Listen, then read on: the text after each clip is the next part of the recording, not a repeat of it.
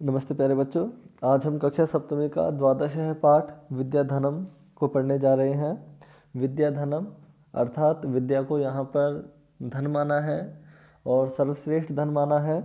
ये जो हमारा पाठ है, इस पाठ में 4 श्लोक हैं और चारों श्लोक एक ही कवि के द्वारा रचित हैं, जिनका नाम महर्षि भर्तृहरि है। इन्होंने नीति शतक नामक एक ग्रंथ की रचना की थी, जिसमें 100 श्लोक थे। उन 100 श्लोकों में से ये 4 श्लोक इस पाठ के अंतर्गत हैं और ये चारों के चारों श्लोक आपको विद्या के संदर्भ में, विद्या की महत्ता, विद्या के समाज में विद्या प्राप्त करने से समाज में हमारा क्या स्थान हो सकता है, वो सारी बातें इन चारों श्लोकों के अंदर समाहित हैं, जिनको हम पढ़ेंगे। आइए प्रथम श्लोक पढ़ते हैं। न चोरहार्यम न च राजहार्यम न भातृभाज्यम न च भारकारी व्यकृते वर्धत एव नित्यम विद्याधनम सर्वधन प्रधानम। अर्थात इसका भावार्थ है, न चोरों द्वारा चुराने योग्य है और न राजा द्वारा हरण करने योग्य है, न भाइयों द्वारा बांटने योग्य है। भाज्यम का अर्थ होता है बांटना और भात्र यानी भाई। और न ही ये भार वाली होती है, यानी विद्या में कोई वजन नहीं होता। आगे देखो, व्यय करते, व्यय करने पर, खर्च करने पर नित्य ही बढ़ता है। कौन बढ़ता है? विद्या। व्यय करने पर नित्य ही बढ़ता है। विद्याधनम, विद्याधन सर्वधन, सभी धनों में प्रधानम, प्रधान होता है। विद्याधन सभी धनों में प्रधान होता है। तो यहाँ पर हमारे ये श्लोक है, इसका हिंदी में अर्थ हुआ। देखिए, विद्या को सर्वश्रेष्ठ धन क्यों माना गया है, इसके पीछे भर्तृहरि जी ने निम्न तर्क दिए हैं कि ना तो इसे चोरों के द्वारा चुराया जा सकता है और ना ही राजा के द्वारा छीना जा सकता है। हम सभी जानते हैं, विद्या को ना तो चोर चुरा सकते हैं, घर में सोना चांदी ले जाएंगे, हीरे मोती ले जाएंगे, पैसे ले जाएंगे, वस्तुएं ले जाएंगे, लेकिन आपकी विद्या आपके दिमाग में रहेगी, वो किसी के द्वारा चुराने योग्य नहीं होती। तो इस वजह से ये सर्वश्रेष्ठ धन है। दूसरा, ना इसे भाई बांट सकते हैं। सारी चीज़ों का बंटवारा हो सकता है, लेकिन विद्या का कभी बंटवारा नहीं हो सकता। जिसके पास विद्या है वो उसी की रहेगी। न च भारकारी, और इसमें वजन नहीं होता। भारकारी अर्थात वजन। इसमें विद्या में कोई वजन नहीं होता। आप चाहे एक पुस्तक पढ़ें चाहे 10 पुस्तक पढ़ें, आप कभी ऐसा नहीं कहेंगे कि आज तो ज़्यादा पढ़ाई कर ली तो इसलिए दिमाग में वजन ज़्यादा हो गया। आप कितना भी पढ़ें, इसमें कोई वजन नहीं होता। और इसके अलावा खर्च करने पर, व्यय करते यानी खर्च करने पर नित्य ही बढ़ती है। विद्या जो है वो खर्च करने पर नित्य बढ़ती है। आप अपने ज्ञान को दूसरों में बांटें तो आपका ज्ञान तो और ज़्यादा मजबूत होगा, दिमाग में स्थायी रहेगा आपके, क्योंकि वो बार बार आप रिवाइज कर रहे हो किसी को बताने में, आपका भी रिवीजन हो रहा है और दूसरे का भी फ़ायदा हो रहा है, क्योंकि उसको कोई नई चीज़ सीखने को मिल रही है। तो खर्च करने पर ये नित्य बढ़ता है, इसलिए विद्याधन सभी धनों में सर्वश्रेष्ठ धन होता है। ठीक है, ये आपका प्रथम श्लोक हुआ। दूसरा श्लोक है, विद्या नाम नरस्य रूपम अधिकम। यहाँ पर आप कॉमा लगाएंगे। प्रछन्न गुप्तम धनम, विद्या भोग करी यशः सुख करी। यहाँ पर कॉमा लगाएंगे। विद्या गुरुनाम गुरु। इसके बाद विद्या बंधु जनो विदेश गमने, यहाँ कॉमा लगाएंगे। विद्या परा देवता, विद्या राजसु पूज्यते न ही धनम, यहाँ कॉमा लगाएंगे। विद्या विहीन है पशु। यहाँ जहाँ जहाँ मैंने कॉमा लगवाए हैं, आप वर्ड की काउंटिंग कर लेना। ये 12-12 अक्षर के बाद में कॉमा आएगा आपका। जैसे विद्या में 2 हो गए, 2 और 2 4, 4 और इसके बाद 3 यहाँ पर हैं, आधा अक्षर नहीं जुड़ेगा। 4 और 3 7 और इसमें है 5 अक्षर, 7 और 5 12, तो 12 के बाद कॉमा। यानी आपको 12 अक्षर के बाद में रुकना होता है। ये इस श्लोक की खासियत है। आप जब भी इस श्लोक को बोलेंगे तो 12-12 अक्षर के बाद में आपको रुकना है और आगे का फिर बाद में बोलना है।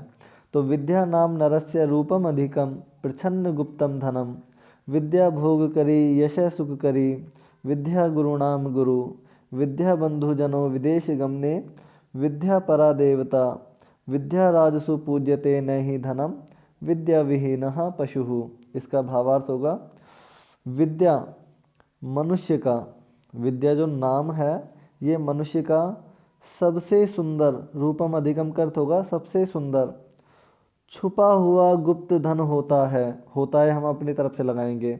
विद्या जो नाम है वो मनुष्य का सबसे सुंदर छुपा हुआ, प्रछन्न का अर्थ होता है छुपा हुआ, गुप्त धन होता है। विद्या सबसे गुप्त धन होता है। किसी का हम फेस देख कर नहीं कह सकते कि इसके अंदर कितना ज्ञान भरा हुआ है। ठीक है, तो विद्या मनुष्य का सबसे सुंदर और छुपा हुआ गुप्त धन होता है। विद्या भोग करी यश सुख करी, विद्या गुरु नाम गुरु। इसका अर्थ होता है कि विद्या भोग कराने वाली होती है, यश कराने वाली होती है और सुख कराने वाली होती है। विद्या गुरुओं की गुरु होती है, विद्या गुरुओं की गुरु होती है। यहाँ पर विद्या एक शब्द है, ये है आपका विशेष्य, और यहाँ पर 3 विशेषण है, भोग करी, यश और सुख करी। यानी विद्या की विशेषता क्या हुई? विद्या एक तो भोग कराती है, दूसरा विद्या यश दिलाने वाली होती है, और तीसरा विद्या सुख दिलाने वाली होती है। भोग क्या होता है? देखो बेटा, एक बारी हम नीचे की 2 लाइनों को और हिंदी में अर्थ कर लेते हैं, फिर बताते हैं। तो इस लाइन को हो गया विद्या भोग कराने वाली, यश कराने वाली, सुख कराने वाली, और विद्या गुरुओं की गुरु होती है। इसके बाद में है विद्या बंधुजनों, अर्थात विद्या हमारे बंधु के समान होती है। विदेश गमने, विदेश जाने पर, कहने का अर्थ है आप लोग जब भी विदेश जाते हैं और आपको यदि आपने विद्या ले रखी है, आपको हिंदी के अलावा इंग्लिश आती है, तो यही आपकी सबसे ज़्यादा सहायता करेगी विदेश में। क्योंकि फिजिकल रूप से ना तो आपके माँ बाप होंगे, ना भाई बहन होंगे, केवल आपकी विद्या होगी। तो यदि आप में विद्या है, आपको इंग्लिश बोलना आता है, आपने अच्छी तरह से प्रैक्टिस किया है, तो आपको कोई दिक्कत नहीं होगी। यानी यही विद्या आपकी बंधु की तरह, भाई की तरह, बंधु कहते हैं जो हमारी संकट की घड़ी में काम आता है, कोई भी हो चाहे, वो बंधु कहलाता है। ठीक है, जैसे हमारे परिवार के लोग हमारे काम आते हैं, ऐसे ही वो परिवार का एक हिस्सा हो जाता है, उसे हम बंधु कहते हैं। तो विद्या विदेश जाने पर, विदेश गमने, विदेश जाने पर बंधु के रूप में होती है।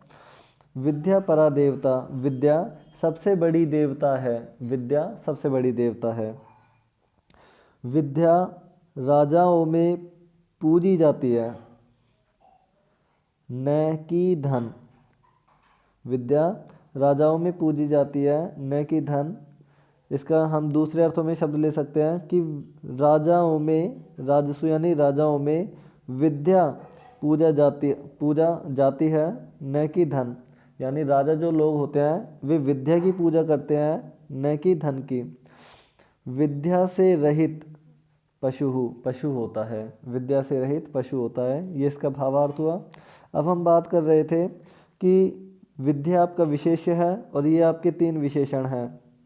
भोग किसे कहते हैं? भोग कहते हैं किसी भी वस्तु को काम में लेना, भोग कहलाता है।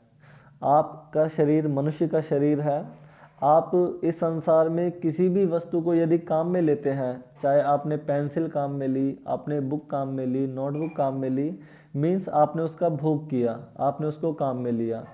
तो विद्या जो है वो हर चीज़ का भोग कराने वाली होती है। विद्या के बलबूते पर आप पैसे पा सकते हैं, समाज में सम्मान प्राप्त कर सकते हैं, हर वो चीज़ आप पा सकते हैं जो आपको पानी चाहिए। इसका मतलब आप हर उस चीज़ का भोग कर सकते हैं, या विद्या उस चीज़ का आपको भोग करा सकती है। विद्या यश कराने वाली होती है, कहने का अर्थ है कि विद्या जब आप अर्जित करते हैं तो आपको समाज में एक अच्छा स्थान प्राप्त होता है और लोग आपकी बढ़ाई करते हैं, वो बढ़ाई आपका यश कहलाता है। ठीक है, तो विद्या यश को दिलाने वाली होती है। और सुख करी, विद्या सुख को दिलाने वाली होती है। यानी विद्या को प्राप्त करके मनुष्य परम शांति को प्राप्त हो जाता है, परम शांत हो जाता है। ठीक है, तो ये विद्या की विशेषताएं हैं। बड़े अच्छे ढंग से महर्षि जो हमारे इस श्लोक की रचना करने वाले ऋषि थे, भगवान भर्तृहरि जी, तो उन्होंने यहाँ पर विद्या की इन विशेषताओं को यहाँ पर प्रस्तुत किया है इस श्लोक के माध्यम से। आइए तीसरे श्लोक की ओर चलते हैं। केयूरहा न विभूषयन्ति पुरुषम, केयूरहा न विभूषयन्ति पुरुषम, हारा न चंद्रोज्ज्वला, न स्नानम न विलेपनम न कुसुमम, न अलंकृता मूर्धजा, वाण्येका समलंकरोति पुरुषम, या संस्कृता धार्यते, क्षीयन्ते अखिल भूषणानि सततम, वाग्भूषणम भूषणम। यानी मैंने जो गोले लगाए हैं इनसे पहले सब में आपके कॉमा आएगा, यानी आप इन शब्दों की काउंटिंग कर सकते हैं, जैसे 3 और 1 4 और यहाँ पर है 5, तो 4 5 9, 9 और 3 12, 12 के बाद हमें रुकना है और उसके बाद फिर आगे पूरे के पूरा बोलना है। तो इस तरीके से ये श्लोक को बोलने के तरीके हैं। ठीक है, ये 2 श्लोकों की बात हो रही है अभी फ़िलहाल। इन 2 श्लोकों में 12-12 अक्षर पर रुकना है और उसके बाद में फिर हमें बोलना है। तो इसका भावार्थ देख लेते हैं केयूरहा न विभूषयन्ति पुरुषम, हारा न चंद्रोज्ज्वला। केयूरहा अर्थात बाजूबंद, बाजूबंद कहते हैं जो हाथों में पहना जाता है, बाजू, बाजू यानी बाजुओं में, जैसे ब्रेसलेट हुआ। तो बाजूबंद पुरुषम मनुष्य को सुशोभित नहीं करते हैं, सुशोभित यानी सुंदर नहीं बनाते हैं, बाजूबंद मनुष्य को सुंदर नहीं बनाते हैं, और न ही चंद्रमा के समान उज्ज्वल, चंद्रमा के समान प्रकाश वाले हार मनुष्य को सुंदर बनाते हैं। ये बार बार आता रहेगा, विभूषयन्ति पुरुषम। तो पहली लाइन का अर्थ हुआ कि बाजूबंद मनुष्य को सुंदर नहीं बनाते हैं और न ही चंद्रमा के समान उज्ज्वल हार मनुष्य को सुंदर बनाते हैं। न स्नानम, और न ही स्नान करने से मनुष्य सुंदर होता है, न विलेपनम, और न ही विलेपनम यानी चंदन आदि लगाने से। लेपन, लेपन का अर्थ होता है लेपना। ठीक है, हम हाथों में क्रीम लगा करके और चेहरे पर लेप लगाते हैं, उसका क्रीम जो लगाते हैं वो विलेपनम। तो ना ही विलेपन से, न कुसुमम, और ना ही फूलों से, न विलेपनम न कुसुमम, और ना ही फूलों से, ना अलंकृता, और ना ही संवारे गए, अलंकृता यानी संवारे गए, मूर्धजा यानी केशों से। केश कहते हैं बालों को, मूर्धजा का अर्थ होता है बाल, अलंकृता का अर्थ होता है संवारे गए बाल। अच्छी प्रकार से बालों में कंघी करते हैं, बालों में नई नई स्टाइल लगाते हैं। तो इन सब से मनुष्य या पुरुष सुशोभित नहीं होता है।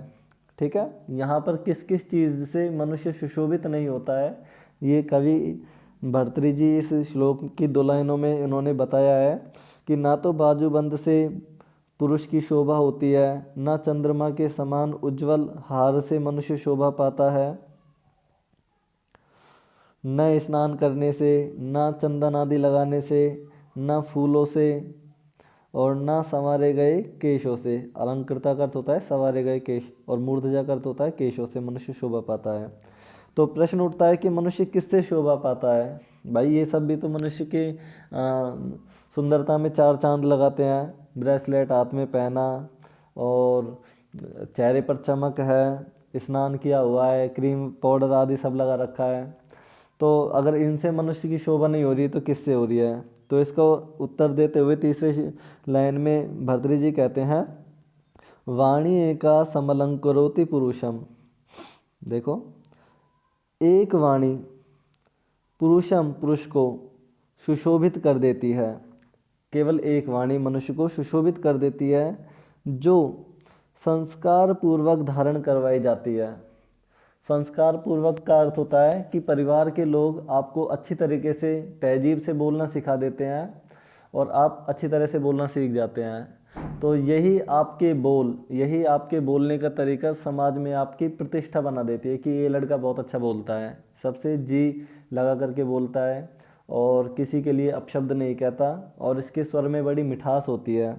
तो एक वाणी एक वाणी पुरुष को सुशोभित करती है जो संस्कार पूर्वक धारण करवाई जाती है। क्षीयन्ते अखिल भूषणानि देखिए, क्षीयन्ते अखिल भूषणानि सततम वाग्भूषणम भूषणम।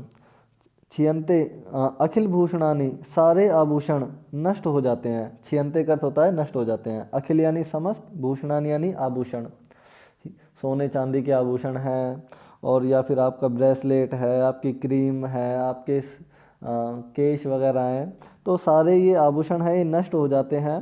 केवल वाणी का आभूषण, वाग्भूषणम, वाक का अर्थ होता है वाणी, और भूषणम यानी आभूषण, वाणी का आभूषण सततम भूषणम, हमेशा सुशोभित रहता है। सततम यानी निरंतर, और भूषणम यानी सुशोभित रहता है। यानी जब तक आप जीते रहोगे, आप बोलते रहोगे, आपकी वाणी रहेगी, और जब तक आपकी वाणी रहेगी, तो अगर आपको अच्छा बोलना आता है तो आपकी वाणी को लोग आपके मरते दम तक आपको सुनते रहेंगे। ये आभूषण आपके साथ हमेशा रहेगा। तो यहाँ पर ये श्लोक आपका पूरा हुआ। इसके बाद फोर्थ श्लोक है, विद्या नाम नरस्य कीर्तितुला भाग्य क्षये च आश्रया धेनुः काम दुघारतिश्च विरहे नेत्रम तृतीयम च सा सत्कारायतनं कुलस्य महिमा रत्नै विना भूषणम तस्माद् अन्य उपेक्ष्य सर्व विषयम विद्याधिकारम कुरु। इनके हिंदी में अर्थ होते हैं, देखो,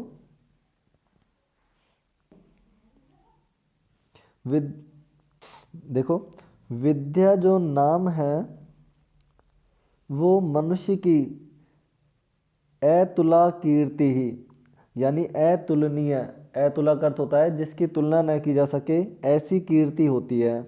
यहाँ पर कीर्ति के बाद में रे जो शब्द आया है, ये जो रे शब्द है ये आधा रे होगा प्लस में ए होगा, और रे का हम बना देंगे यहाँ विसर्ग, ये वाला विसर्ग। तो कीर्ति में विसर्ग लगेगा, कीर्ति ही, और तुला से पहले ए लगेगा, अतुला हो जाएगा। ठीक है, कीर्ति ही अतुला। तो वापस से देखते हैं, विद्या जो नाम है वो मनुष्य की अतुलनीय कीर्ति होती है। च, और भाग्य के नष्ट हो जाने पर, यानी अच्छे दिनों के बीत जाने पर, क्षय का अर्थ होता है बीत जाने पर, आश्रय, आश्रय देने वाली होती है। कौन आश्रय देती है? विद्या। यानी जब हम कठिन परिस्थिति में होते हैं तो विद्या ही काम आती है। और काम दुगा, यानी इच्छा रूपी फल देने वाली ये गाय होती है। कौन होती है? विद्या। काम का अर्थ होता है इच्छा, और दुगा यानी फल देने वाली, इच्छा रूपी फल देने वाली ये गाय होती है। और छह का अर्थ होता है और, विरहे, विरहे का अर्थ होता है अकेलेपन में रति ही, और अकेलेपन में ये आनंद दिलाने वाली होती है। और वह तृतीय नेत्र होती है। कौन तृतीय नेत्र होती है? विद्या। तृतीय नेत्र से मतलब होता है हम दो आंखों से देखते हैं, लेकिन तीसरी हमारी आंख होती है हमारी बुद्धि। हम लोग सामने वाले को आंखों से तो देखते हैं, लेकिन हम बुद्धि से भी देखते हैं कि सामने से देखने पर हमें कोई व्यक्ति कैसा प्रतीत हो रहा है, ये व्यक्ति पढ़ा लिखा है या दुष्ट स्वभाव का है या सज्जन स्वभाव का है। हम वो हमारे तृतीय नेत्र को काम में लेते हैं, हमारी बुद्धि को। तो विद्या जो है हमारा तीसरा नेत्र होती है। सम्मान का केंद्र, सत्कार यानी सम्मान, आयतनम यानी केंद्र, सम्मान का केंद्र और कुल की महिमा होती है, और बिना रत्नों का आभूषण होती है। विद्या सम्मान का केंद्र होती है, कुल की महिमा होती है, और बिना रत्नों के आभूषण होती है। यानी ये बिना रत्नों का आभूषण है, इसमें सोना चांदी कुछ धातु मिक्स नहीं है, लेकिन ये बिना रत्नों का ही एक आभूषण होता है। इसलिए, तस्मात् का अर्थ होता है इसलिए, अन्यम उपेक्षा, अन्य को छोड़ करके, उपेक्षा का अर्थ होता है छोड़ करके, इसलिए अन्य को छोड़ करके, अन्य को किसको छोड़ करके? तो सर्व विषयम, सभी विषयों को, इसलिए अन्य सभी विषयों को छोड़ करके विद्या का अधिकार करो। ठीक है, ये इस श्लोक के माध्यम से संदेश है सभी को। इसलिए सभी को छोड़ करके केवल विद्या का अधिकार करो। विद्या का अधिकार क्यों करें? क्योंकि विद्या मनुष्य की अतुलनीय कीर्ति है, और भाग्य के नष्ट होने पर हमें आश्रय देती है।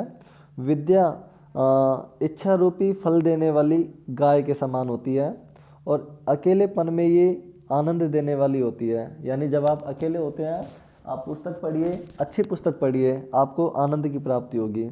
और वह तीसरा नेत्र होती है, सम्मान का केंद्र और कुल की महिमा होती है, बिना रत्नों का आभूषण होती है। इसलिए अन्य सभी विषयों को छोड़कर, उपेक्षित होता है, छोड़कर विद्या का अधिकार करें। ये आपके पाठ के 4 श्लोकों के हिंदी अर्थ हुए। हम प्रश्नोत्तर भी इसी पाठ में करेंगे और अभी, है ना, तो हम इसके प्रश्नोत्तरों को देख लेते हैं। देखो, पहला प्रश्न है, हाँ या ना में हमें उत्तर देना है। पहला है, विद्या राजाओं में विद्या पूजी जाती है। हाँ, ठीक है। और वाणी का आभूषण होता है, तो आता हाँ, लेकिन नहीं होता है तो यहाँ पर न आएगा। ठीक है। विद्या धन सभी धनों में प्रधान है, आम। विदेश जाने पर विद्या बंधुजन नहीं होती है, न, गलत है, बंधुजन होती है। सभी को छोड़कर विद्या पर अधिकार करें, आम, हाँ, ठीक है। इसके बाद में दूसरा देखते हैं। हमें यहाँ पर लिंग, विभक्ति और वचन बताने हैं। तो नरस्य में मूल शब्द होता है नर, नर का अर्थ होता है मनुष्य, तो ये पुल्लिंग है। और नरस्य में षष्ठी विभक्ति का एक वचन है। इसके बाद में हम दूसरा देखते हैं। गुरु नाम में मूल शब्द होता है गुरु, ठीक है, गुरु, और ये पुल्लिंग का होता है। और गुरु नाम रामा नाम की तरह षष्ठी विभक्ति का बहुवचन है। इसके बाद में केयूरहा में मूल शब्द होता है केयूर, केयूर का अर्थ होता है बाजूबंद, और ये पुल्लिंग होता है, ठीक है। और राम है रामऊ रामहा, ऐसे केयूर है केयूरऊ केयूरहा, प्रथमा का आपका बहुवचन हो जाएगा। कीर्ति में मूल शब्द होता है कीर्ति, ये स्त्रीलिंग का शब्द होता है। और जैसे मैं लगा हुआ है, तो ये द्वितीय विभक्ति का एक वचन है। और भूषणानी फलम फले फलानी, तो ऐसे ही भूषण शब्द है, मूल शब्द नपुंसकलिंग में है ये, और ये प्रथमा विभक्ति का बहुवचन है। इसके बाद में आगे चलते हैं। श्लोक के अंशों को मिलाइए। ये आप लोग अपने बुक में से भी देख करके मिला सकते हैं, मैंने यहाँ इनको मिलाया हुआ है, आप लोग इनको देखें अच्छी तरीके से, ठीक है। मैं फिर भी इनका उच्चारण कर देता हूँ। पहला है, विद्या राजसु पूज्यते न ही धनम, विद्या विहीन है पशु, केयूरहा न विभूषन्ति पुरुषम, हारा न चंद्रोज्ज्वला, न चोरहार्यम न च राजहार्यम, न भातृभाज्यम न च भारकारी, सत्काराय तनम कुलस्य महिमा, रत्नै विना भूषणम, वाणी एका समलंकरोति पुरुषम, या संस्कृता धार्यते। इस प्रकार से ये शब्द हुए। इसके बाद में है, एक पद में उत्तर लिखने हैं। कौन पशु होता है, तो विद्या से रहित। का भोग करी, कौन भोग कराने वाली है, विद्या। के कौन पुरुष को सुशोभित नहीं करते हैं, तो केयूरा यानी बाजूबंद। कौन एक पुरुष को सुशोभित करती है, वाणी, वाणी मनुष्य को सुशोभित करती है। कौन नष्ट हो जाते हैं, भूषणान यानी समस्त आभूषण नष्ट हो जाते हैं। इसके बाद में आगे देखें। रेखांकित पदों को आधारित करके प्रश्नों का निर्माण करें। हम यहाँ केवल अंडरलाइन शब्दों की बात करेंगे। नर है आपका शब्द है, राम है रामऊ रामहा, ऐसे ही नर है नरऊ नरा। तो यहाँ पर प्रश्न, ये प्रथमा विभक्ति का एक वचन है, तो प्रश्नवाची शब्द होंगे कै, कऊ, के। आप इन तीनों में देख लो, कै, कऊ, के में से, तो ये आएगा, ठीक है, कै है। विद्या, ये आपका प्रथमा विभक्ति का एक वचन है और ये स्त्रीलिंग का है, तो एक वचन के लिए देख लो, का, के, कहा में से क्या आएगा, तो का आएगा, तो यहाँ पर का।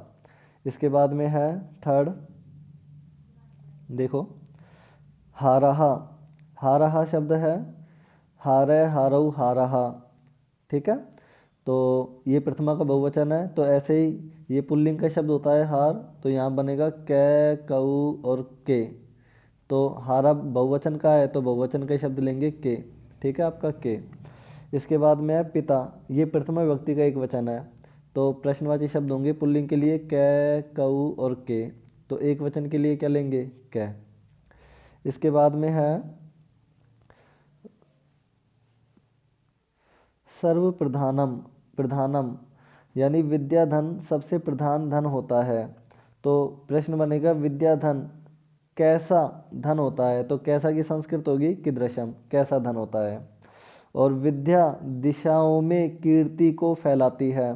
तो यहाँ दिक्षु शब्द है, दिक्षु, दिक्षु में सप्तमी विभक्ति का बहुवचन है।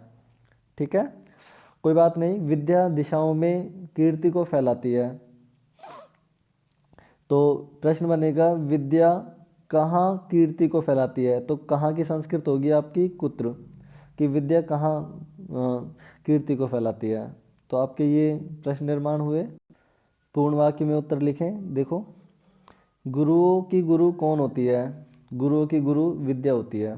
कैसी वाणी पुरुष को सुशोभित करती है? एक वाणी पुरुष को सुशोभित करती है जो संस्कार पूर्वक धारण करवाई जाती है। व्यय करने पर क्या बढ़ता है? व्यय करने पर विद्याधन बढ़ता है।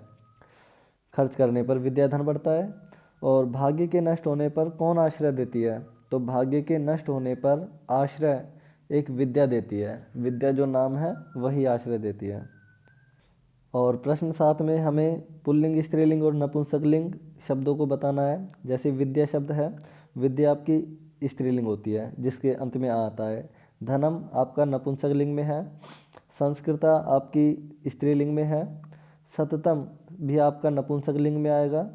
ठीक है, कुसुमम भी आपका इसी में आएगा, देखो नपुंसकलिंग में। और मूर्धजा, मूर्धजा आपका पुल्लिंग में आता है। अब ये प्रथमा का बहुवचन है, मूर्धज है, मूर्धजऊ, मूर्धजः। पशु आपका पुल्लिंग में आता है, पशुहु। ठीक है, गुरु आपका पुल्लिंग में आता है। और ये जो रति है, ये रति आपके स्त्रीलिंग में आती है। ठीक है, ये स्त्रीलिंग के शब्द हैं। बाकी यहाँ पर पहले से ही दिया हुआ है। ठीक है बेटा, इस तरीके से आपके ये प्रश्न कंप्लीट हुए। आप लोग इनका बार बार देखें और इनका रिवीजन करें। Thank you.